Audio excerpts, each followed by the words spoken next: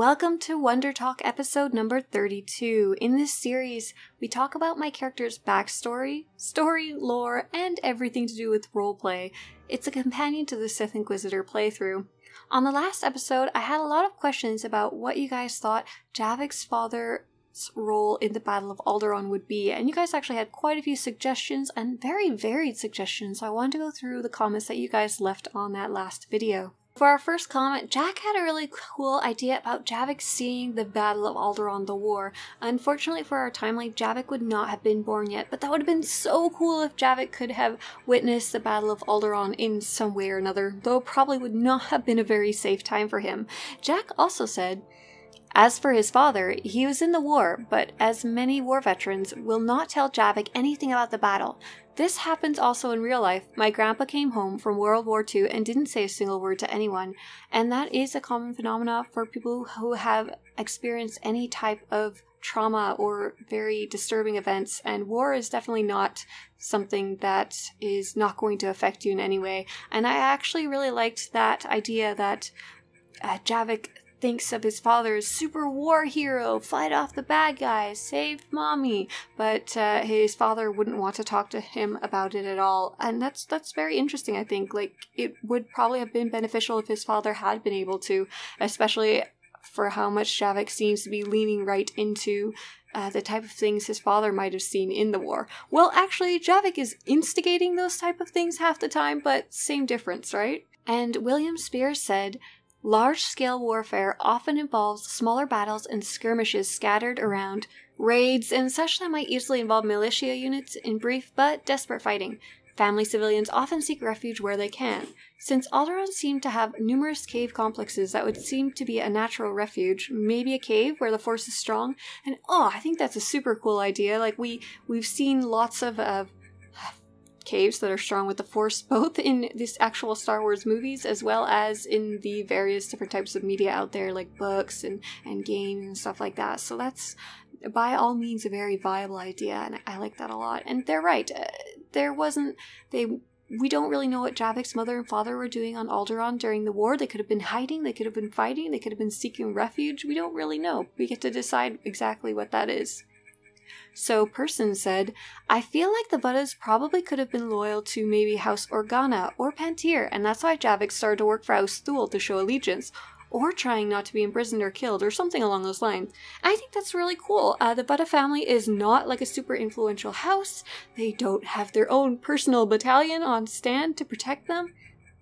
They might have had to make choices that weren't necessarily aligned with their own morals and political leanings to help their family and keep them safe and make sure their allegiances are clear to the house that could threaten them the most. Wrath and Flame said, I think having Javiik's father being a Republic soldier adds more drama to the story, and I really can't wait to see how he will react to finding out that his son is a servant of the Empire and a Sith, no less. I believe that if their house was destroyed by the Empire during the Battle of Alderaan, that would give even more reason to Javiik's father to be hateful towards the Empire. He could be a fanatic Republic supporter, and perhaps also be very pissed that his son is helping them cause more destruction. And heck yes, I agree. We already did a small segment about his mother. We had a short story to share about her, and she was really mad that her son was a Sith. She's like, I was trying to protect you from being kidnapped to the Sith Academy this whole time, and look what you went and gone and did. Not that he had a huge choice in the matter, but she was still really mad at him. And his father, who actually would have fought in the Galactic War, and he would have seen so much more than his mother did. He would just be like, you're like Darth Malgus. You're bad. And let's talk a little more about the different houses. So a damn lizard said, to start off, I believe it's possible that Javiik's family was aligned with House Pantir, which might explain how Javiik came to be the service of House Thule. The royal family is in shambles, and the politics of Alderaan quickly become complicated, leaving the Vuttas in the same state of confusion and fear as the rest of the less notable citizens of Alderaan. And that's a similar theme as we explored above, where Javiik's family really doesn't have as much choice as they wish they could have when it comes to their morals and what they want to do. They continued, Javiik's family joins with other Alderaanians in a state of uneasy peace, which is when they settle down and have Javiik. Of course, with House Pantir seriously weakened, the Vuttas are without any real strong allies and begin to struggle. Unfortunately for them, their land happens to fall into House Thul's newly established territory, and it's not very long after the new borders are finalized that Javiik's family ends up forced into the service of the Empire's puppet house. However, during the Battle of Alderaan itself, I think it's possible Javiik's father briefly joined a small militia/home guard in an attempt to defend the civilians caught in the borders of the battle, such as his wife. Due to a small deployment of Republic troops working with the militia to keep it organized, Rythan's skills as a soldier were quickly discovered by the Republic, leading to his eventual participation in the military, all in the service of the protection of his wife and son, of course. And I loved that answer. Thank you so much for leaving it. That seems very in character with the Vutta family from what we've decided and learned about them so far. And here's one more that is very in line with the Vutta family. Anna Sumner said, "I think that the Vuttas' crops and home/store were completely destroyed by the bombardment. The Vutta family harbored a lot of both fear and resentment against the Empire. By Javiik's birth, they had rebuilt their homestead. Rythan didn't fight in the Battle of Alderaan, but it's what spurred him on to eventually join the war effort. Shiva prevented her husband from fighting in the Battle of Alderaan because of a dream she had of him dying in the battle. She's slightly Force-sensitive." Oh, I love when I forgot what I've done in the past, because it's like a little present to my future self. Apparently I wrote a nice little story about what happened, so here we go. The Vutta family had originally been allied with the Republic houses, and with their penchant for finding rare deals and forging alliances as free traders, they had become most aligned with House Pantir. The Pantir house was the most blue-blooded of all the noble houses, especially due to their allegiance to the Republic and their patronage of the arts. During the battle, the Vuttas' crops and freeholding were destroyed by the orbital bombardment as Javiik's parents sought refuge deep in the underground cave complexes of Alderaan. Unbeknownst to the hidden family seeking refuge, the cave had a history of its own and had a strong attunement to the Force. Javiik's mother, Shiva Vutta, was affected by the sleeping power in the cave and had a premonition that her husband would die in battle if he joined the resistance.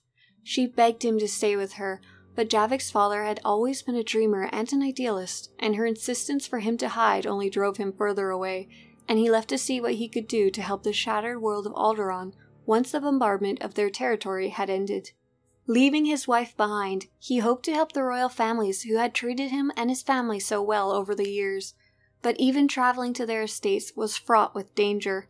Before ever reaching the royal houses, Javiik's father discovered a militia force who was picking off Imperial scouting parties and helping where they could, as even the Jedi on the planet struggled to make even the slightest dent in the Sith invasion force. Once Darth Malgus' troops were ambushed by the troopers of Republic Special Forces Division Havoc Squad, Javiik's father was never quite the same, and he refused to speak to his wife about anything that had happened after he left their underground sanctuary. Although Javiik had not yet been born during the Battle of Alderaan, as a child he idolized his silent father and his role in the battle. Due to a small deployment of Republic troops working with the militia to keep it organized, Rythan's skills as a soldier were quickly discovered by the Republic, leading to his eventual participation in the military years later, all in service of the protection of his wife and young son. Trouble had been brewing years before the Battle of Alderaan, and the noble houses had experienced rumblings of unease even before the Sith launched a swift and savage assault on the planet.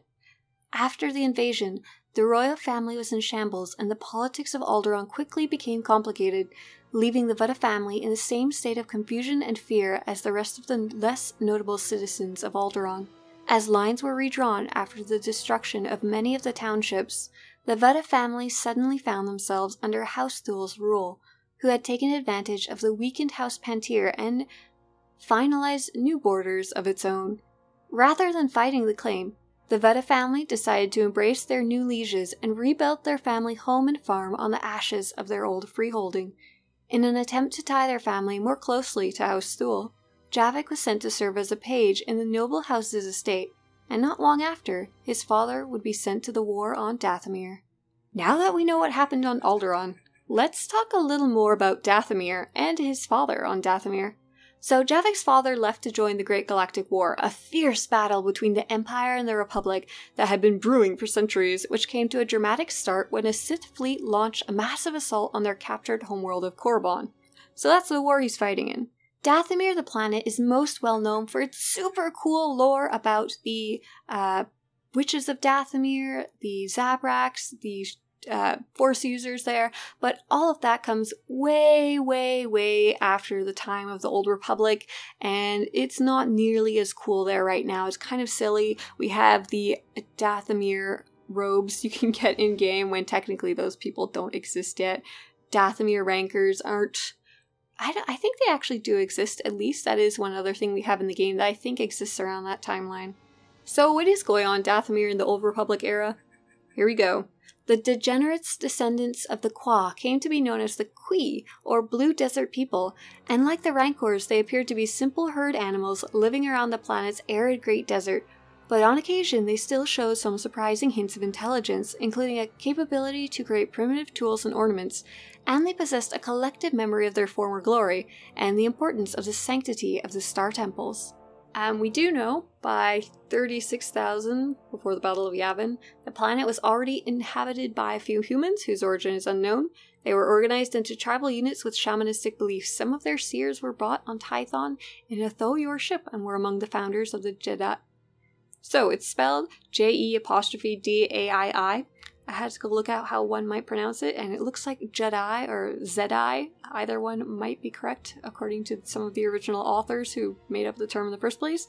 And that's super cool. I didn't realize that some of the Jedi on Tython were originally from Dathomir. That's pretty cool. That seems like something Javiik would be very interested in if he wasn't, fulfilling Lord Zash's interest right now.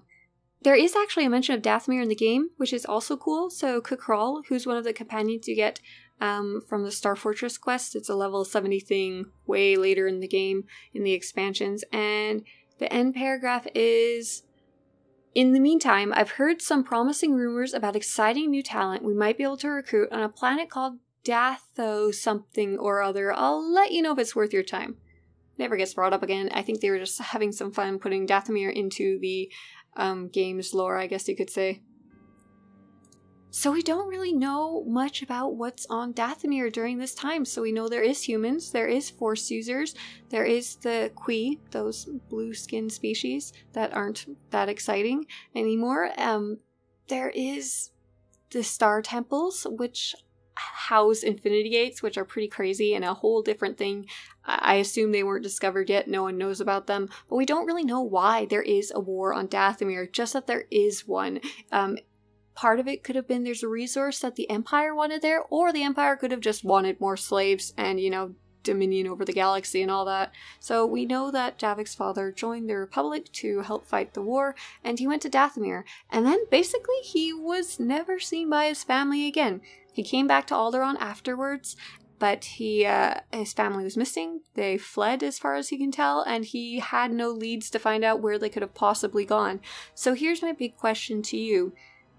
What do you think Javik's father went through on Dathomir? What type of things did he see? What did he gain from that experience? What did he lose? How would it have shaped his feeling towards his family? And the next time after that, we'll talk about what Javik's father did when he got back to Alderaan. But for now, I really wanted to dig into Javik's role on Dathomir. What kind of soldier was he? What kind of battles did he get into? Did he ever meet the Force sensitives on Dathomir? That'd be really cool. Did he fight a Dathomir Rancor? Did he fight the Qui? I don't know.